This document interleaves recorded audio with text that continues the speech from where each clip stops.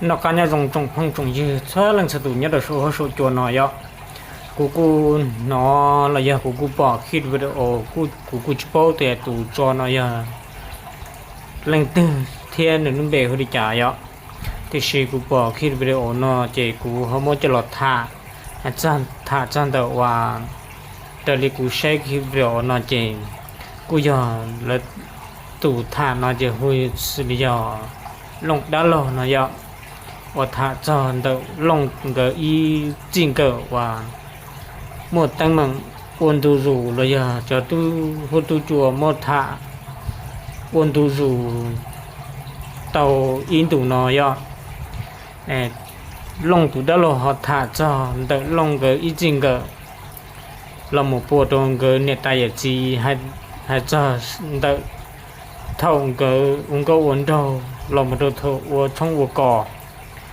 ôn đầu hậu đó anh cái nét tài gì chỉ cả ở trong ở số ít tiền vì chỉ luôn chia thì tía chỉ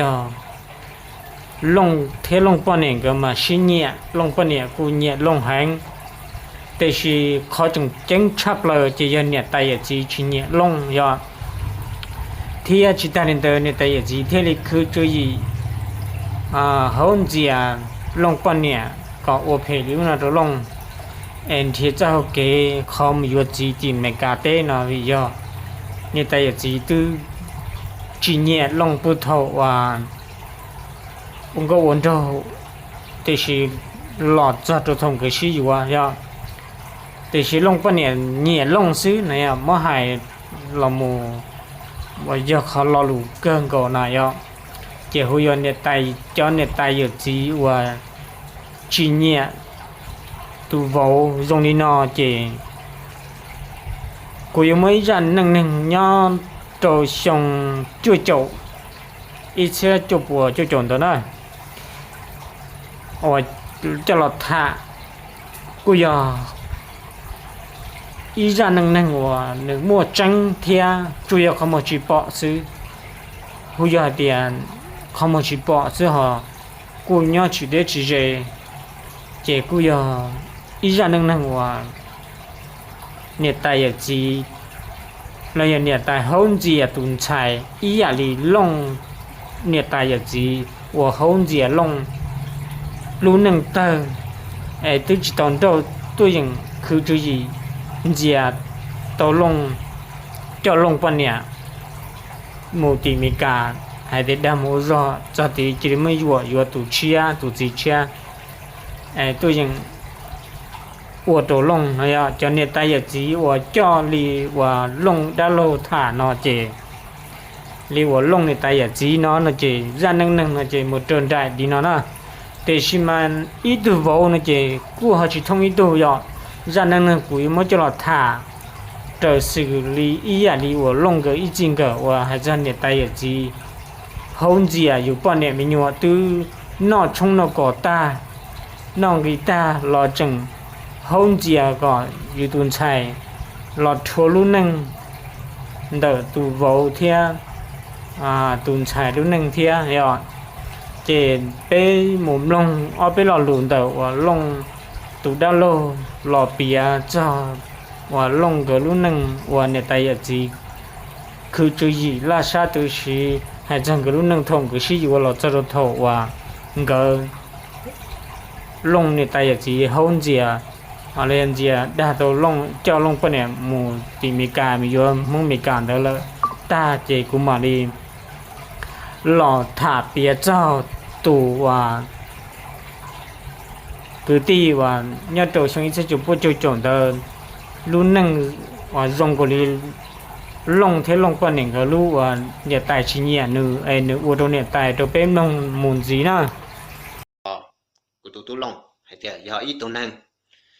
quá đi quá chờ quá nhắn quá chua thế nó chỉ một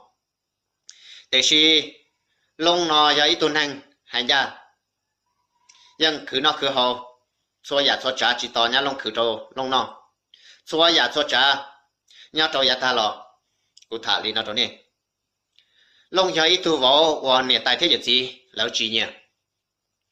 vấn đề thằng nhá lông thea lông cái gì xí nhá lông thea long cái để tay giờ gì những chỉ bỏ trong cái sử dụng vì cho có tiền nhà long là giờ ít tuần hàng và cần tới xe một lúc năng mọc xe long giờ ít tuần hàng cần tới nhưng cỡ tha là thế thì chỉ mà long cỡ ở đâu đi cũng chỉ một chỉ lo cũng đã là nhau long giờ ít tuần hàng hay tiền chỉ mò măng mò là cũng chỉ nhẹ giờ lên đó nhà long thế long cỡ tàu cũ ở tàu hoàng câu hoàng châu là tàu anh này phải xong rồi cũng tàu xí nhẹ nhà long là cũng cho chỉ tàu long là cũng cho chỉ tàu nhà long giờ lên đó cũng cái tàu xí vô chìm long để xí hai giờ lên đó nó nọ long cái tàu xí vô là nhà long giờ chỉ cỡ hai tiền cho xí vô là thế chỉ hàng là thế để lấy vô chỉ non đi trong cái cỏ vô chỉ no trở lý tế lịch chờ lấy vô số ít tên nha cả thành thọ sư giờ lên đó long chỉ nhá trò hồ và hồ chế kia long chỉ tiền chỉ mấy thọ chạy vô tàu lên đó để xí nhà long để tại thế gì lọ cũng chỉ nó cứ nó ti hại chỉ muốn được tiêu là hại tàu nhà long tại thế gì giờ lên đó thế tàu mấy nhà chỉ châu lan một thể kia rồi nhà long lúc này tàu hậu từ tàu hay tiền chỉ nó trong nó có li chỉ châu lan đó nhiều trâu li lúc sợ đó trâu giờ trâu phá đó là giờ lên đó có thể ta nghe một trâu nhà long để tại thế gì là chỉ có tàu ổn đâu sử dụng rồi li cho cái cho chạy cho nên lên đó nhà long cu tàu cần ta nhớ trò đại viên thế li tàu một hồ lửa đại viên long cái cu tàu một nhớ đại viên nhớ trò lúc xưa đó nhà long cu tàu một hồ lửa long cu một nhó rồi nhà long nhớ đã để xí long chỉ một hồ lửa đấy chủ dạ cho lên đó cu tàu tí lo nhớ trò Australia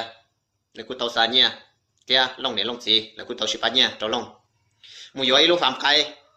trò long tàu cái nhớ trò đã chỉ cho nhà trâu lập ra cho gì giờ lên đó nhà long cũng qua hồ lửa nhà trâu này viên nhà long nào cũng một hồ lửa bất kỳ tàu lo chỉ lúc gì là giờ ấy lúc xong tờ long cũng lọt tổ cái long yên lăng cũng nhà tổ cái nhà trâu về chỉ cho nào càng lúc sẽ hở long hù sợ tông trâu nhà long lọ nhà long chỗ rồi tê phong dư là dân ra tên họ na họ đeo họ chờ mình bị ôm hông nhớ trò tọ chế họ đeo họ chờ cũng chỉ tao là vào chế là long cũng chỉ xả đi cha long cũng tụ long cái tọ ca xe chỉ một chỉ lò long hạt tệ olino tê rồi lúc năng dùng một chỉ tàu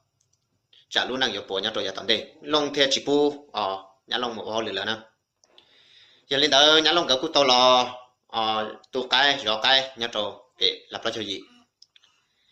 gỡ tu cô hãy tiệt có mua chỉ mua thì chỉ những tu cháu nó sợ hồ nhớ có to người ta giật gì lơ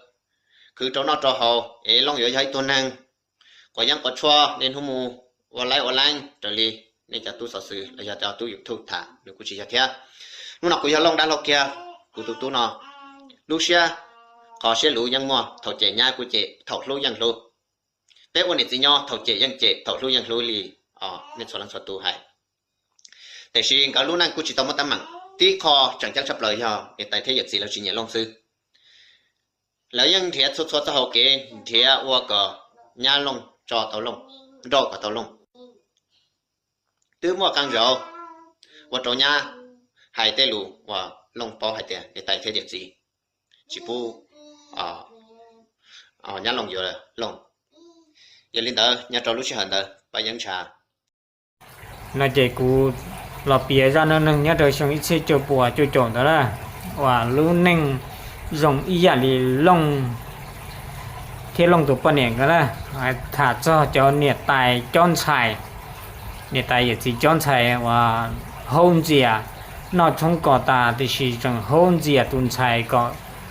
tuần xài lúc neng tơ và phê có tụ vô lúc neng lia mà tụ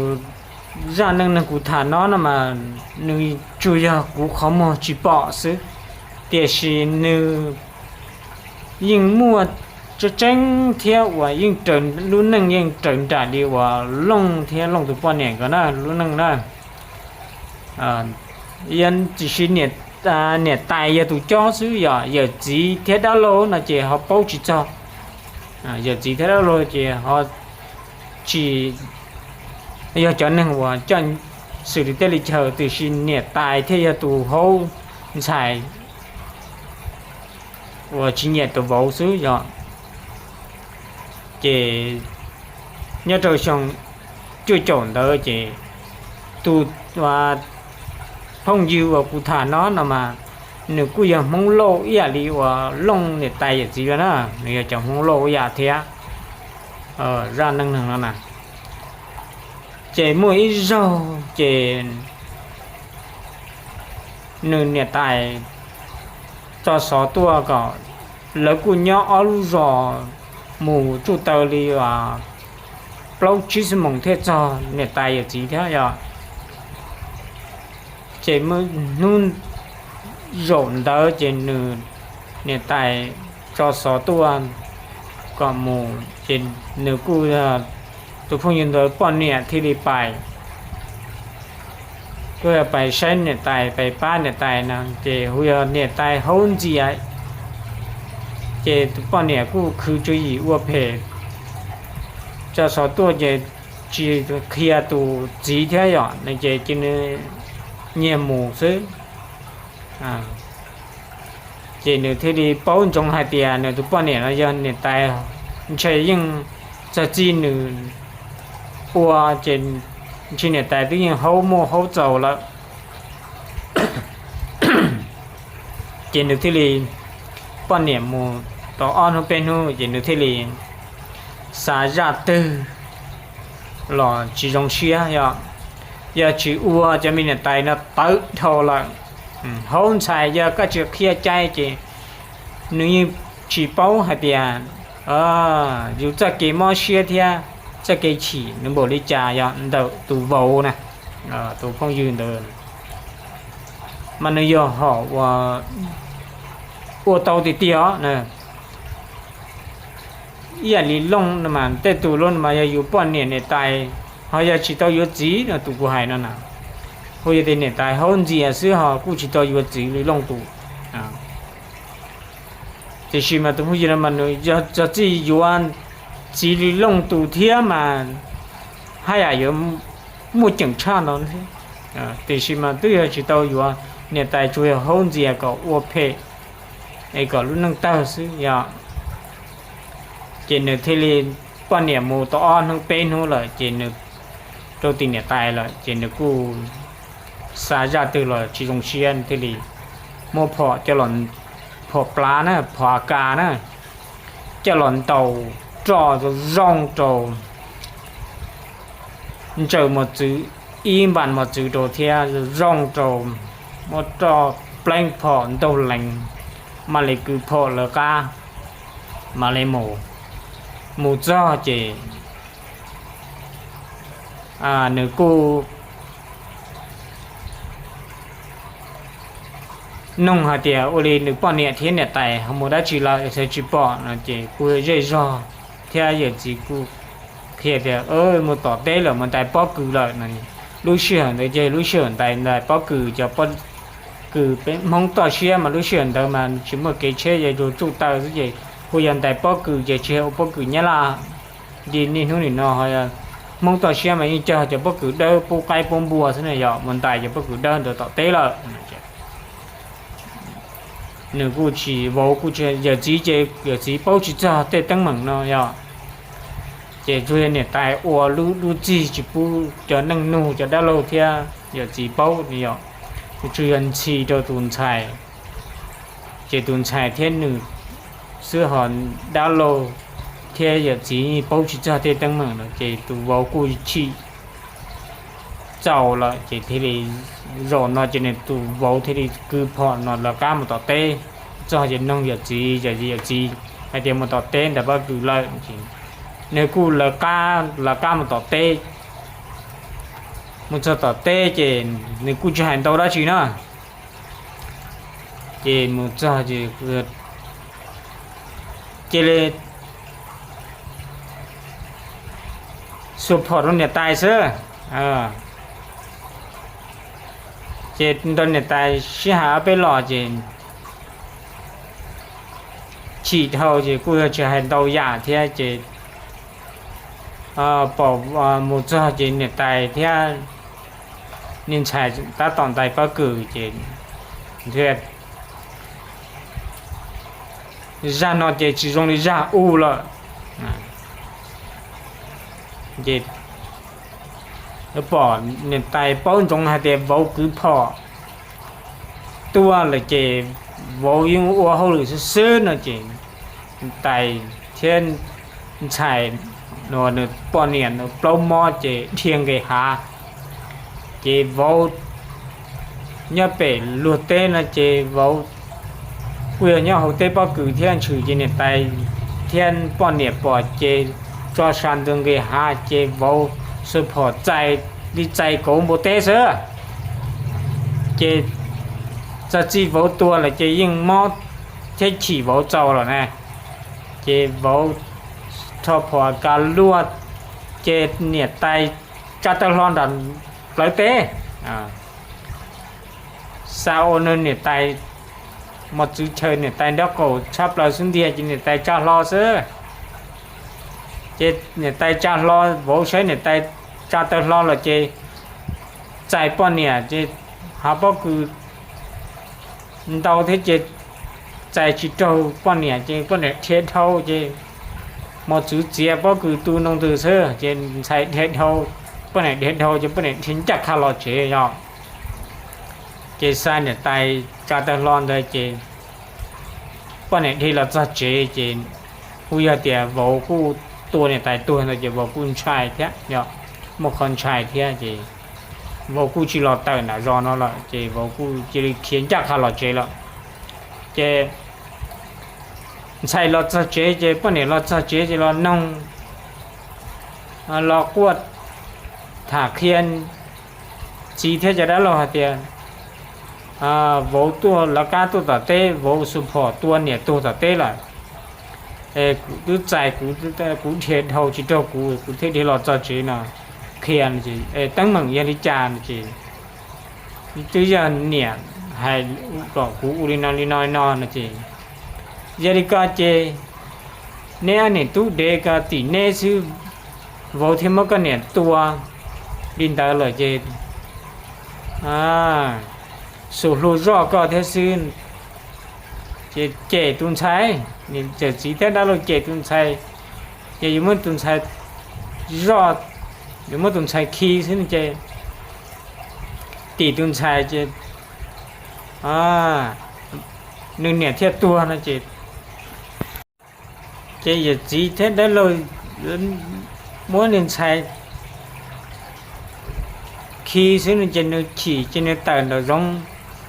mong to xía mà nó chua nhớ dễ nó ya dễ rõ thế chứ thiên môn tàu mua to chế to hà giống ít bia chỉ được nó chua tua chứ muốn nó chua ta mà đã có lọt vào chế nó chỉ được nó chua ta chỉ lọt chế những gì về tua chỉ để tôi tiền nhẹ tay lọt tua cho vỗ tua họ xài lo chỉ chiên mầm nông để tay lù ô đầu ô đi vô thiên này món để tay sa ôn cho tao lo họ cả sa ôn nư để tay cho tao lo tập tế để trên võ xài và tiền chơi ở chỉ để ra lùi ba lọ chân kia đã lo thế ở chỉ thì mới nên xua thế trên tỷ nên vô thế đi tuần nè tua thế nên chỉ chơi nhau chỉ tăng bằng mồm lông nè hai chứ chẳng là nè tua là chơi suộc cử thêm muốn khi để xứ nó chơi khi để nó chua tua chơi chơi thế thôn tàn đó chơi thế tu vô như bao hạt tiền nữ sau cho cái tuần năng chỉ như sau nhớ đồ cái trái lý cho nó chú cho trái dọn chỉ tu vô thì tua mù nhong qua chi xong xứ chỉ lấy cho lo chế là chỉ tạp lo hai đồ bé chó và nhiệt tài chọn xài nhiệt tài chỉ ở chỗ chọn xài không chỉ từ non về nó không có ta phần hô nó chúng có song đi ta lo chẳng hông gì tuần sai u cảnh cứ chú gì có tuần sai u phiếu nó có lúc nâng tơ chế cú bỏ tù mông lâu giờ lý lông nhiệt tài thế giờ gì lời trên khó nó mà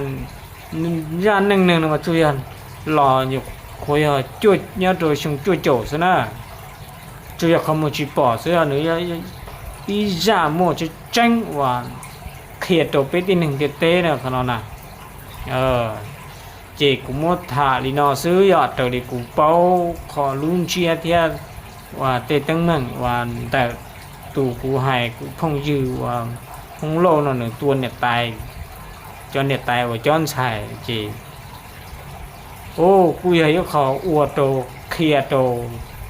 bê trồng mong hai tiền cho nhiệt tài cho xài nó không có ta là chẳng hôn xài còn luôn xài bố luôn nâng cho cả nia xin chào xin trò thì ua đi tụ phong dư ua nó mà